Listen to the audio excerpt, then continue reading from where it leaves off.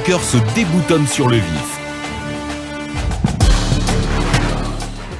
C'est la parole de l'un contre celle de l'autre, comme le disait Tcherno tout à l'heure. Emmanuel, on évolue avec le pèlerinage 2022, la commission d'organisation court-circuitée, il faut le dire, par des militaires. Oui, on a reçu des témoignages de candidats au pèlerinage, donc de certaines personnes qui étaient en attente d'être acheminées à l'aéroport pour aller exercer leur Hajj.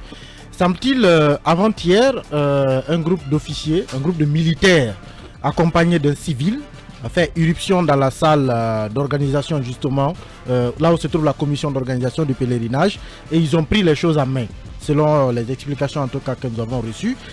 Donc, des militaires accompagnés d'un civil qui se faisait passer pour le frère du président Mamadi Doumbouya, donc qui a décidé tout simplement de mettre la commission d'organisation de côté et qui s'est emparé du dossier d'organisation. Mais ce qui s'est passé, c'est que quand ils ont pris justement les dossiers en main, vous savez, quand il y a pèlerinage, on programme les gens.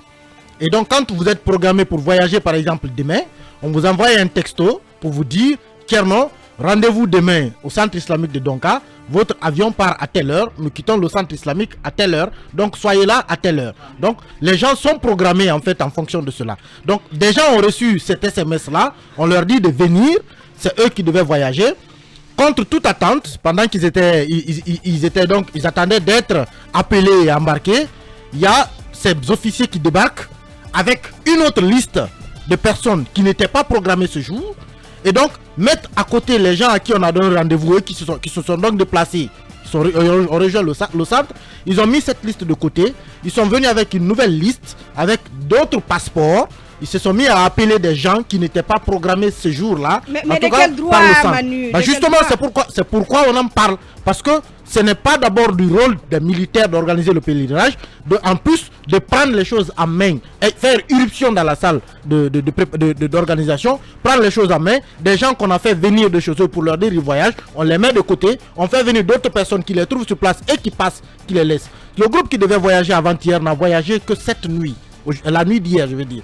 Ils devaient voyager avant-hier. Ils ont passé la nuit sur place. Ils ont passé toute la journée sur place parce que ces militaires-là ont décidé que d'autres personnes voyagent à leur place. Il a fallu donc qu'il y ait justement des remous à l'intérieur de la salle là-bas, que des gens s'interrogent finalement pour dire nous avons été invités, nous avons reçu le message, nous venons, nous sommes assis, d'autres personnes qui ne sont pas invitées viennent nous trouver, nous laissent ici et prennent l'avion. Qu'est-ce qui se passe? Donc ça fait des bruits. Finalement, le secrétaire général aux affaires religieuses, semble-t-il, est venu. Il a expliqué lui-même aux candidats au pèlerinage qui étaient là pour leur dire que ces militaires leur ont retiré le dossier d'organisation, donc ils n'ont plus la maîtrise en fait du processus. Les militaires ont pris les choses en main. Voilà ce qu'il leur a dit.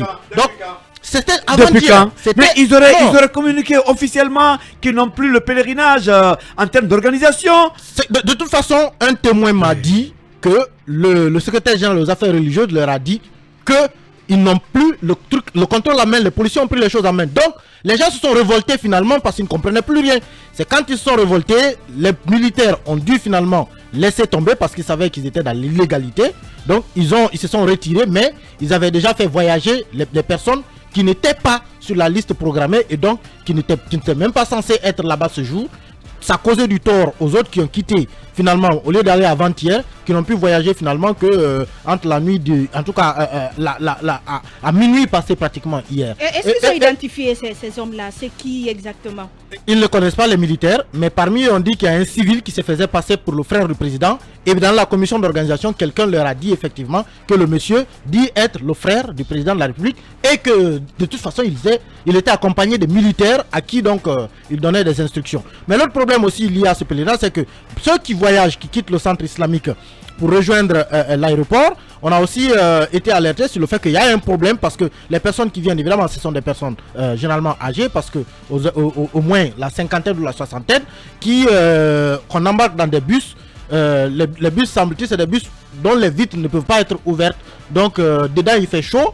Le bus n'est pas climatisé. Et du centre islamique jusqu'à l'aéroport, même quand il y a embouteillage, ils sont dedans, ils en souffrent énormément. On a reçu des images, ce sont des images pratiquement qui à la limite qui choquent.